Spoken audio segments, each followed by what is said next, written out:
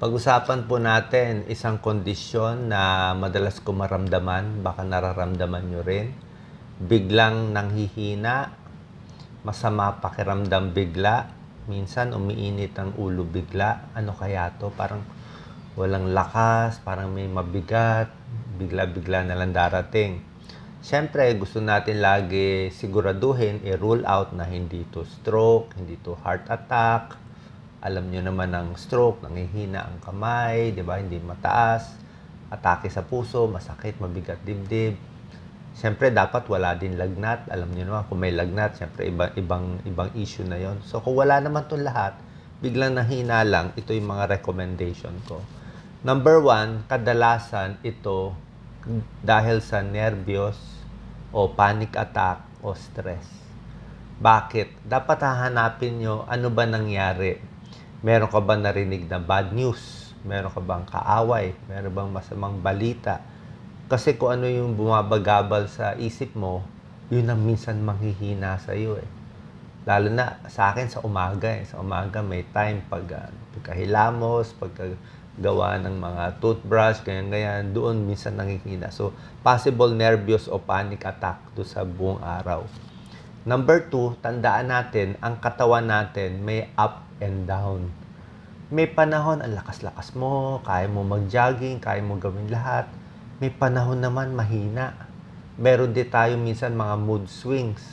Hindi naman lahat bipolar, di ba? Pero meron mga mood swings. Minsan, mainit ulo, minsan masaya. Meron ganun eh, up and down. Kahit sa may sakit. May sakit, may cancer, may ibang sakit, may good days, may bad days. Meron din tinatawag kasi na circadian rhythm. Circadian rhythm, ito yung iba-iba yung lakas ng katawan. Physical, emotional, mental. So, may ganun. Baka dahil dito lang. Number 3, dapat tiyaga lang tayo, tiis lang muna. Easy-easy lang sa araw na yon. Kung minsan pag sa mapakiramdam ko, mas nagpapalpitate, mabilis heart rate, umabot ng mga 90 ang heart rate. So, tiis-tiis lang, galaw-galaw lang, trabaho lang sa bahay, gawin mo lang routine mo, punas, hilamos, ayos, gamit, trabaho lang. Mamaya, pag nalibang ka na, mawawala na itong panghihina mo. Lalakas ka na konti-konti, parang battery lumalakas. Number 4, sabi nga ni Doc Lisa, ito tip niya, minsan may lungkot to eh. Meron kang lungkot na malalim na dahil dito, kaya biglang nanghihina, baka walang kinabukasan, walang pag-asa, walang project, walang inaasahang pera, nagkukulang sa pananampalataya, maraming mga issues. Kung anong gagawin mo, yun, manghihina ka rin dito. At number 5, last tip ko, pag down ka ngayon, kahit gaano ka ka-down, wait lang, tiis lang. Kahit gaano ka ka-down, alam ko yan, dumaan ako sa depression. Kahit gaano ka ka-down, wait lang kasi pag bagsak ka, siguradong tataas yan.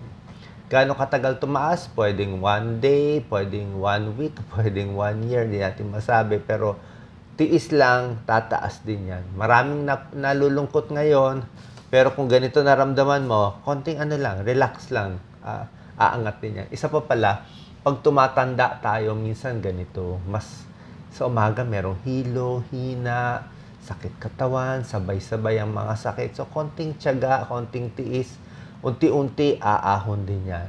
Relax lang, aahon din yan. Sana nakatulong tong video. God bless po.